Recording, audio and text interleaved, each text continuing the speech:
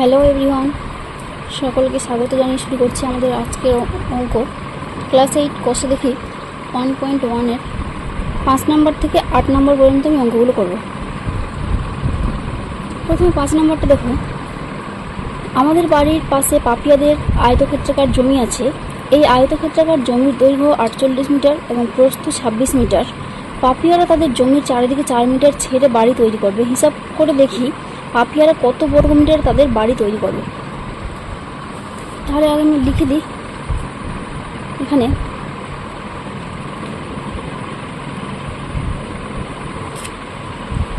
পাপিয়াদের জমির দৈর্ঘ্য 48 মিটার এবং প্রস্থ 26 মিটার। দেখো এখানে এটা হচ্ছে জমিটা, যার দৈর্ঘ্য 48 মিটার, প্রস্থ 26 মিটার। এবার কি বলে, চারিদিকে 4 মিটার করে জায়গা ছাড়বে।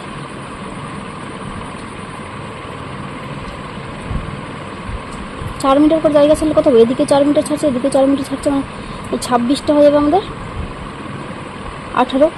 আর দৈর্ঘ্যটা আমাদের এদিকে 4 মিটার ছাড়ছে, এদিকে 4 মিটার ছাড়ছে, মানে 4 4 8, তাহলে 48 থেকে 8 বাদ দিলে হয়ে যাবে 40। তাহলে চারিদিকে 4 মিটার করে জায়গা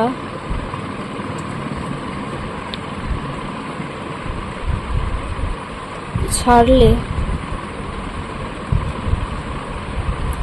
দৈর্ঘ্য কত হবে? তাহলে দৈর্ঘ্য হবে 48 - 4 মানে হবে 40 মিটার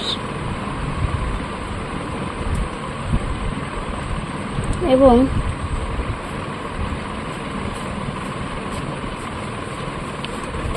প্রস্থ হবে 26 - 4 কত হবে? এটা 18 মিটার। হয়ে গেল এটা আমাদের দৈর্ঘ্য আর প্রস্থ। তাহলে যে জায়গাটাই বাড়ি তৈরি করছে, মানে এই জায়গাটাই বাড়ি তৈরি করছে, এই জায়গাটার তাহলে আমার কি হবে? ক্ষেত্রফলটা বের করলে আমি পেয়ে যাবো কতটুকু জায়গায় বাড়ি তৈরি করবে। তাহলে অতএব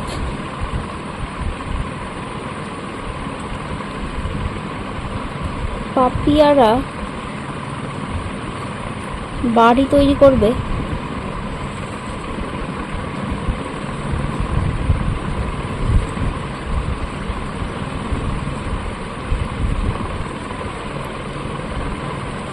এটুকুর ক্ষেত্রফল বের করবো, 40 দৈর্ঘ্য গুণ প্রস্থ,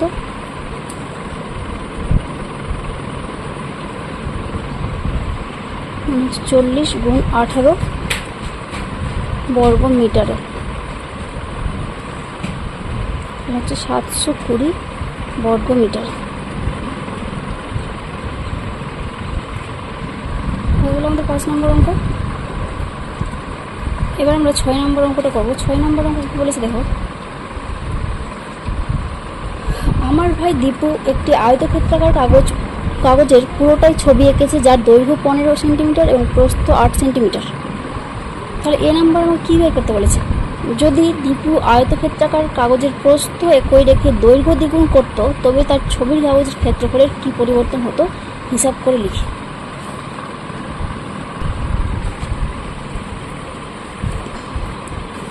6 নম্বরে লিখে নিচ্ছি, দীপুর আঁকা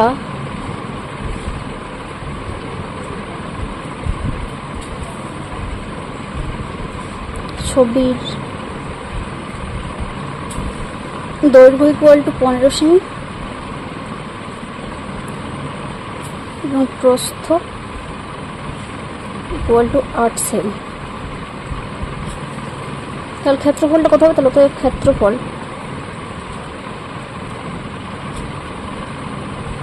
কত হবে? দৈর্ঘ্য গুণ প্রস্থ মানে 15 গুণ 8 মানে 15 120 বর্গ সেমি। ঠিক আছে। এবার এ নাম্বারে আমার কি বলে দিয়েছে, এ নাম্বারে যদি দৈর্ঘ্য দ্বিগুণ করতো তাহলে কি হতো, দৈর্ঘ্য দ্বিগুণ করলে নতুন দৈর্ঘ্য হবে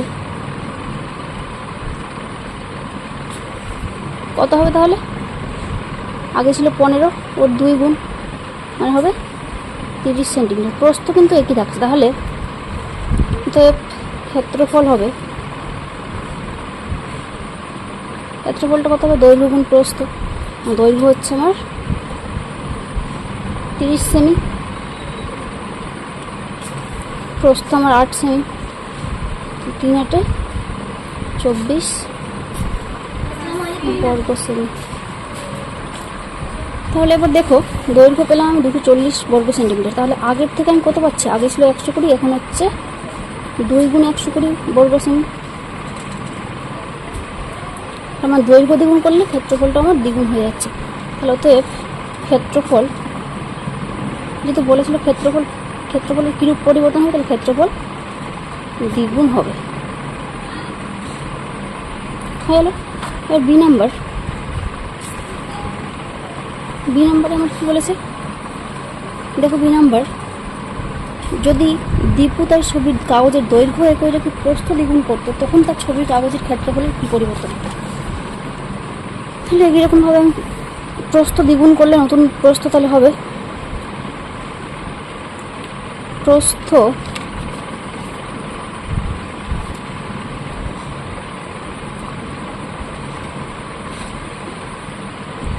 দ্বিগুণ করলে নতুন প্রস্থ হবে কত হবে, আগে ছিল 8, এখন হয়ে যাবে 8 গুণ 2 মানে হচ্ছে 16 সেমি।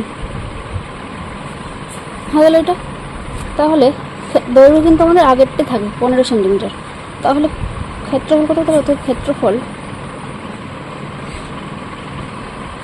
দৈর্ঘ্য গুণ প্রস্থ, দৈর্ঘ্য হচ্ছে আমার 15 আর প্রস্থ হচ্ছে 16 তো বর্গ সেমি। তাহলে দেখো এখন এটা গুণ করে কত হবে, 15 6 90, শূন্য হাতে থাকলো 9, 15 15 আর 9 হচ্ছে 24 তো বর্গ সেমি। তাহলে কী হচ্ছে, এটা 2 গুণ 120 বর্গ সেমি। মানে দেখো আগেরটা ছিল আমার কত 120, এখন আমার আগেরটা থেকে 2 গুণ হয়েছে, তাহলে অতএব ক্ষেত্রফল এবারেও কিন্তু আমাদের ক্ষেত্রফল দ্বিগুণ হচ্ছে। হয়ে গেল আমাদের বি নাম্বার অঙ্কটা। ঠিক আছে, এবার আমরা সি নাম্বার অঙ্কটা করবো। সি নাম্বার কি বলেছে দেখো, যদি দীপু তার ছবির কাগজের দৈর্ঘ্য ও প্রস্থ উভয়কেই দ্বিগুণ করতো তখন তার ছবির কাগজের ক্ষেত্রফল এ নং ছবির কাগজের ক্ষেত্রফলের কত গুণ হতে পারে হিসাব করি। তাহলে এ নং ছবি মানে কি, এই যে এ নং, এখানে আমি এ নংটার ক্ষেত্রফল কত বেরিয়েছে 240 বেরিয়েছে, এর কত গুণ বেরোচ্ছে সেটা আমাকে দেখতে হবে। যদি দৈর্ঘ্য প্রস্থ দুটোই আমি দ্বিগুণ করি তাহলে। সি নম্বর, দৈর্ঘ্য ও প্রস্থ উভয়কেই দ্বিগুণ করলে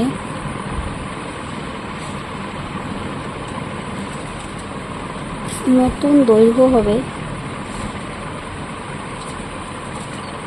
কত হবে, তাহলে আগে কত ছিল 15, ওর দ্বিগুণ মানে হচ্ছে 30 সেমি, ও প্রস্থ হবে, প্রস্থটা কত হবে, আগে ছিল 8, তারপরে দ্বিগুণ করলে হচ্ছে 16 সেমি। তাহলে ক্ষেত্রফলটা কত হচ্ছে, ক্ষেত্রফল কত হবে, দৈর্ঘ্য গুণ প্রস্থ মানে 30 গুণ 16 সেমি মানে হচ্ছে 16 3 48 শূন্য, এত বর্গ সেমি হবে, বর্গ সেমি। তাহলে দেখো এটা কীভাবে লিখবো আমি, আগেরটা এটাকে আমি 2 গুণ 240 বর্গ সেমি লিখতে পারি। আমাদের এ নং ছবির বলেছিল এ নং ছবির ক্ষেত্রফলের কত গুণ হচ্ছে, তাহলে এ নং ছবির ক্ষেত্রফল কত ছিল 240, আর এখানে আমার বেরিয়েছে 2 গুণ 240, মানে দ্বিগুণ হচ্ছে এখানে। তাহলে অতএব দ্বিগুণ হবে, লিখে দিলাম। এবার আমি করবো ডি নাম্বারটা। কী বলেছে দেখো, কিন্তু দীপু যদি তার ছবির কাগজের দৈর্ঘ্য ও প্রস্থ উভয়কেই অর্ধেক করতো তখন তার ছবির কাগজের ক্ষেত্রফলের কী পরিবর্তন হতো হিসাব করে। এবার বলেছে দুটোকে আমাদের যদি অর্ধেক করে তাহলে কী পরিবর্তন হবে। দেখো এবার আমি তাহলে করে নিই। দৈর্ঘ্য ও প্রস্থ উভয়কেই অর্ধেক করলে দেখো, দৈর্ঘ্য ছিল আমার 15 সেন্টিমিটার, সেটাকে অর্ধেক করলে 15/2 সেন্টিমিটার হবে। এবং প্রস্থ ছিল 8 মিটার, সেটাকে অর্ধেক করলে 4 সেন্টিমিটার। তাহলে ক্ষেত্রফল কত হবে, দৈর্ঘ্য গুণ প্রস্থ হচ্ছে 15/2 গুণ হচ্ছে 4, তো 2 দিয়ে 4 কাটলে 2 হবে। এবার 15 দিয়ে 30 বর্গ সেমি, 30 বর্গ সেমিটাকে আমরা কীভাবে লিখতে পারি, 1/4 গুণ 130 বর্গ সেমি। মানে এটা কী হচ্ছে, আগে আমাদের কত ছিল 120 ছিল ক্ষেত্রফল, এখন হচ্ছে 1/4 × 120, মানে হচ্ছে ক্ষেত্রফল কত হচ্ছে 1/4 হয়ে যাচ্ছে। ঠিক আছে, দেখো এবার আমি 7 নম্বর অঙ্কটা করবো। 7 নম্বর অঙ্কটা কী বলেছে, আমি 3টি বর্গক্ষেত্রাকার কাগজ কাটি এবং ক্ষেত্রফলের কীরূপ পরিবর্তন হবে দেখি। এখানে কি বলেছে, এ নম্বরে বলেছে দৈর্ঘ্য দ্বিগুণ করা হয়, বি নম্বরে বলেছে দৈর্ঘ্য অর্ধেক করা হয়। তাহলে প্রথমে আমি কী করব, 7 নম্বর এখানে একটা বর্গাকার চিত্র আমি নিয়ে নিচ্ছি, 3টা বর্গাকার চিত্র নিচ্ছি। ঠিক আছে, প্রথমে ছিল বাহুর দৈর্ঘ্য ধরে নাও এ, ধরি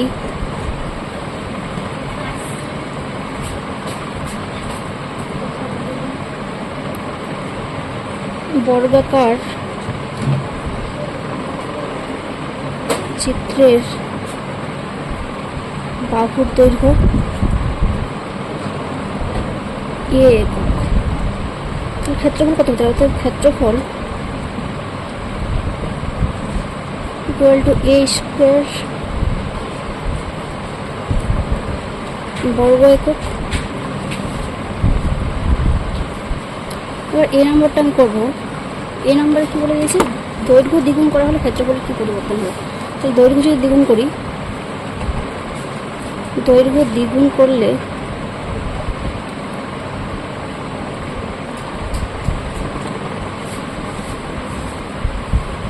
নতুন দৈর্ঘ্য কত হবে, তাহলে 2a একক।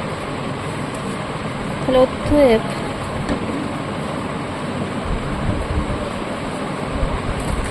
ক্ষেত্রফল ইকুয়াল টু হচ্ছে কত, বাহু স্কোয়ার, যে 2a এর উপরে হোল স্কোয়ার ইকুয়াল টু হচ্ছে 4a স্কোয়ার বর্গ একক। তাহলে দেখো এখানে প্রথমে আমার কত ছিল, বাহুর দৈর্ঘ্য, ক্ষেত্রফল ছিল আমার প্রথমে a স্কোয়ার, পরে হলো 4a স্কোয়ার, মানে 4 গুণ হয়েছে। তাহলে অতএব ক্ষেত্রফল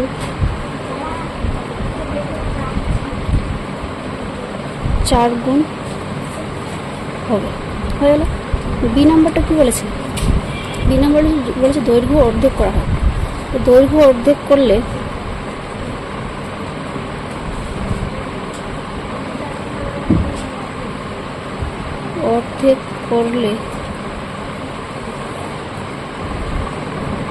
নতুন দৈর্ঘ্য কত হবে,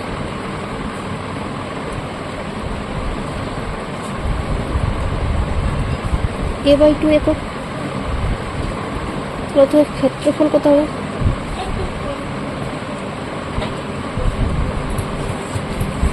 a/2 এর স্কোয়ার, মানে হচ্ছে a²/4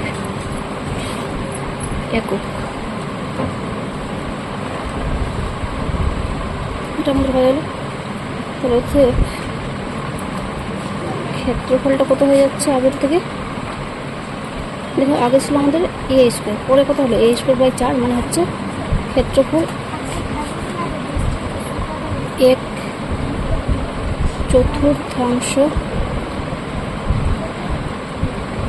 হবে। এবার দেখো আমি 8 নম্বর অঙ্কটা করবো। কি বলেছে এখানে, আমাদের পাড়ার ক্লাবঘরের দৈর্ঘ্য, প্রস্থ ও উচ্চতা যথাক্রমে 7.2 মিটার, 5.5 মিটার ও 4.2 মিটার। ঘরে 3 মিটার লম্বা ও 1.8 মিটার চওড়া একটি দরজা এবং 2.25 মিটার লম্বা ও 1.8 মিটার চওড়া মাপের দুটি জানালা আছে। তাহলে আমার কী করতে হবে? প্রথমে কী চেয়েছে? এ নম্বরে চেয়েছে ক্লাব ঘরের মেঝের ক্ষেত্রফল কত হিসাব করি। তাহলে ক্লাব ঘরের মেঝের ক্ষেত্রফল মানে কি? এটা একটা আয়তকার ক্লাব ঘর হবে, যেহেতু দৈর্ঘ্য প্রস্থ দেওয়া আছে। তাহলে কী করবো? আগে আমি ক্লাব ঘরের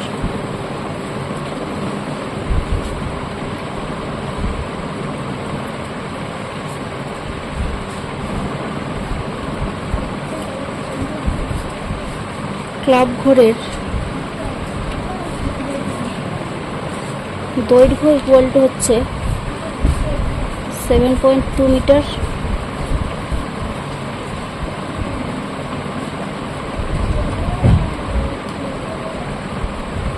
প্রস্থ 5.5 মিটার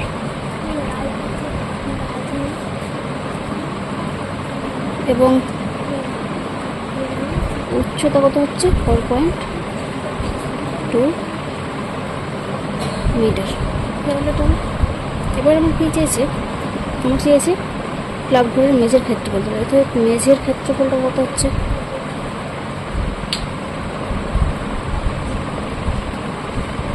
ইকুয়াল টু দৈর্ঘ্য গুণ প্রস্থ,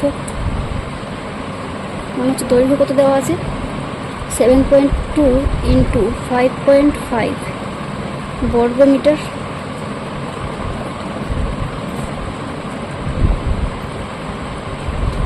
গুণ করে আমার কত হবে?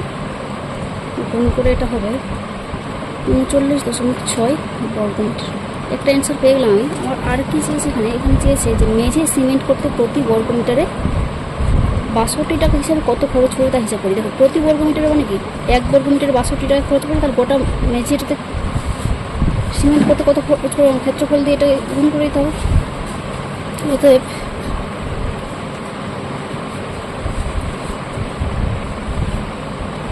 মেঝে সিমেন্ট করতে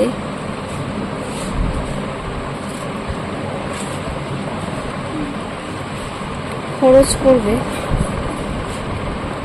39.6 গুণ হচ্ছে 62, মানে হচ্ছে এটা তোমাদের গুণ করা হবে, আগে গুণ করে নেবে তোমরা। গুণ করা হবে 2455.20 টাকা। দেখো আমার এ নম্বর অঙ্কটা হয়ে যাবে। এবার আমি বি নম্বর অঙ্কটা করবো। বি নম্বর অঙ্কতে কী চেয়েছে? আমার বি নম্বর অঙ্কতে চেয়েছে দরজা ও জানালা বাদে ভিতরে 4 দেওয়ালের ক্ষেত্রফল হিসাব করি।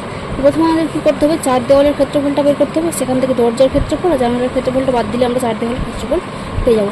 তাহলে 4 দেওয়ালের ক্ষেত্রফলটা আমি আগে বের করে নিই। তো 4 দেওয়ালের ক্ষেত্রফল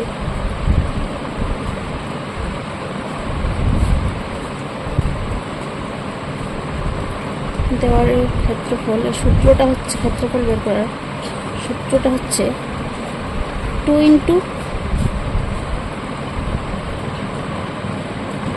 দৈর্ঘ্য যোগ প্রস্থ ইন্টু হচ্ছে উচ্চতা। ঠিক আছে, 2 ইন্টু দৈর্ঘ্য আমার কত দেওয়া আছে? দৈর্ঘ্য হচ্ছে 7.2 যোগ হচ্ছে 5.5, উচ্চতা দেওয়া ছিল আমার 4.2। তাহলে কত হবে? 2 গুণ, এটা যোগ করে কত হবে? 7.7 হচ্ছে 12.7 গুণ হচ্ছে 4.2 বর্গ মিটার।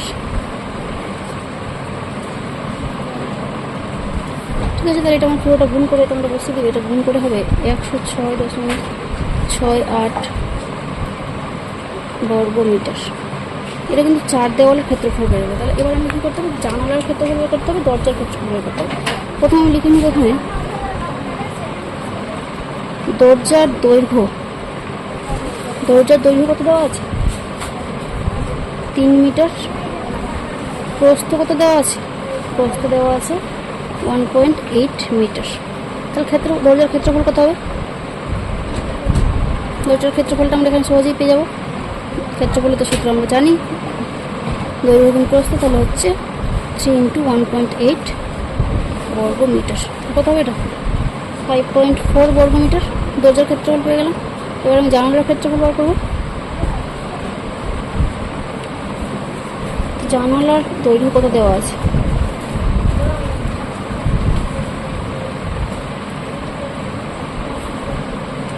জানালার দৈর্ঘ্য দেওয়া আছে আমার 2.25, প্রস্থ কত দেওয়া আছে 1.8 মিটার। তাহলে জানালার ক্ষেত্রফল কত বের হবে?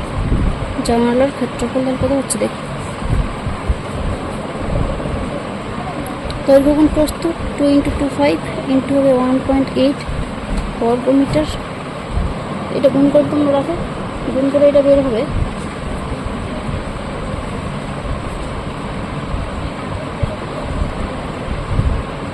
এটা গুণ করে আসবে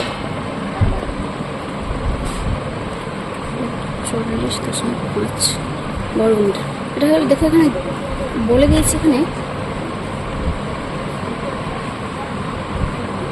একটা দরজা দুটো জানালা আছে, তাহলে এটা আমি পেলাম একটা জানালার ক্ষেত্রফল। তাহলে দুটি জানালার ক্ষেত্রফল কত হবে? তাহলে অতএব দুটি জানালার ক্ষেত্রফল, তাহলে এটা 2 দিয়ে এটা গুণ করে দিতে হবে বর্গ মিটার। এটা গুণ করে দিলে আমার কত হবে?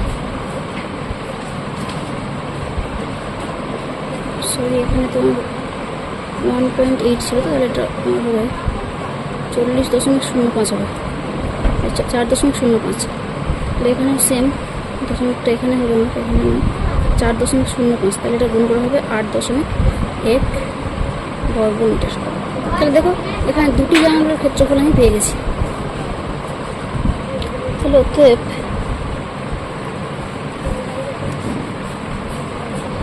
দুটি জানালা ও একটি দরজার মোট ক্ষেত্রফলটা কত হবে? তাহলে এটা আমাকে যোগ করে দিতে হবে। দুটি জানালার ক্ষেত্রফল কত আছে 8.1, আর দরজার ক্ষেত্রফল কত আছে 5 যোগ হচ্ছে 5.4 বর্গ মিটার। তাহলে এটা কত হবে যোগ করে? তাহলে এটা তোমাদের যোগ করে হচ্ছে 4 × 5 8 + 13 13.5 বর্গ মিটার। তাহলে দুটি জানালা ও একটি দরজার মোট ক্ষেত্রফল 13.5 মিটার। এবার কী বলতো, আমার কী করতে হবে? এটা কিন্তু জানালার ক্ষেত্রফল বের হবে, ঠিক আছে? আর এখানে কিন্তু তোমার আছে, দেখো এখানটায় 4 দেওয়ালের ক্ষেত্রফল এখানে আছে, 4 দেওয়ালের ক্ষেত্রফল পেয়েছি আমি এটা। তো 4 দেওয়ালের মধ্যে কিন্তু দুটো জানালা আছে, একটা দরজা আছে। তো এখান থেকে কী করতে হবে? যে দরজা জানালাটা যদি বাদ দিই, তাহলে দরজা জানালা বাদ দিয়ে 4 দেওয়ালের ক্ষেত্রফল আমি পেয়ে যাবো। তাহলে অতএব দরজা ও জানালা বাদে 4 দেওয়ালের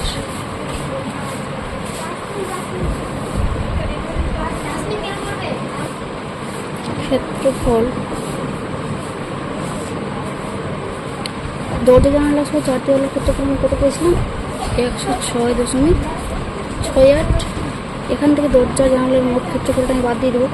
দরজা জানালার মোট ক্ষেত্রফল কত হচ্ছে, কত পেয়েছি আমি এখানে 13.5 বর্গ মিটার, বিয়োগ হচ্ছে 13.5 বর্গ মিটার। তাহলে এটা আমার বিয়োগ করে কত হবে? রাফে বিয়োগ করে দেখবে, এটা তোমরা পাবে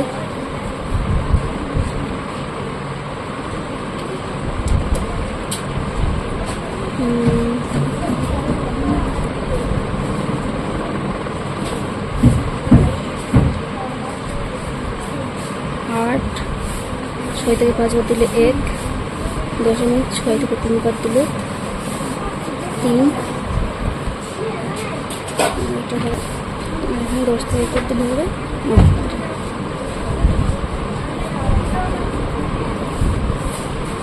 তাহলে হয়ে গেল আমাদের এটা 1+0 হয়ে গেল 93.18 বর্গ মিটার। হয়ে গেল আমাদের 2 নম্বর অঙ্কটা। এবার আমরা সি নম্বর অঙ্কটা করবো। সি নম্বর অঙ্ক কী বলেছে দেখে নাও। ঘরের ভিতরের ছাদের ক্ষেত্রফল হিসাব করলে কী বলতো, ঘরের ছাদ আর মেঝে কিন্তু সমান হয়, তাই ঘরের মেঝের যা ক্ষেত্রফল সেটাই হবে আমাদের ঘরের ছাদের ক্ষেত্রফল। তাহলে আমি এখানে লিখে দেবো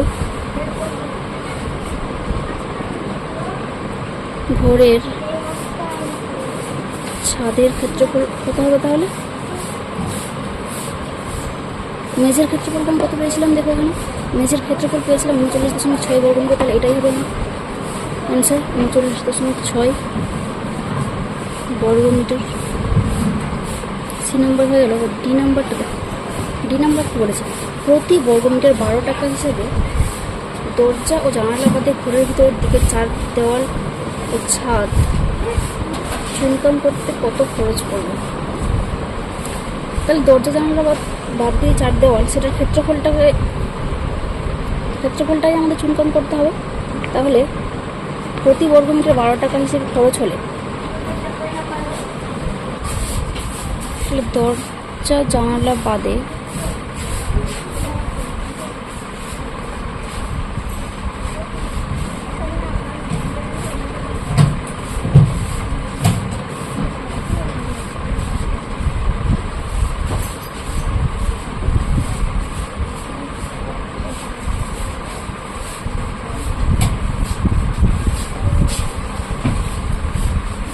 এখানে যে ক্ষেত্রফলটা আছে সেটাতেই আমরা অবশ্যই চুনকাম করবো। তাহলে এখানে দরজা জানালা বাদে ক্ষেত্রফলটা আমি কত পেয়েছি, এখানে দরজা জানালা বাদে ক্ষেত্রফল পেয়েছি আমি 93.18 বর্গমিটার। তাহলে এটাই আমাকে গুণ করতে হবে, 93.18 ইন্টু হচ্ছে কত 12। এটা আমি গুণ করে নেব। তাহলে এটা আমার গুণ করে আসছে 1818 এত টাকা। এটা আমার হচ্ছে 4 দেওয়ালের চুনকাম করতে, দরজা জানালা বাদে। এবার ছাদে চুনকাম করতে কত খরচ পড়বে, তাহলে ওখানে ছাদে চুনকাম করতে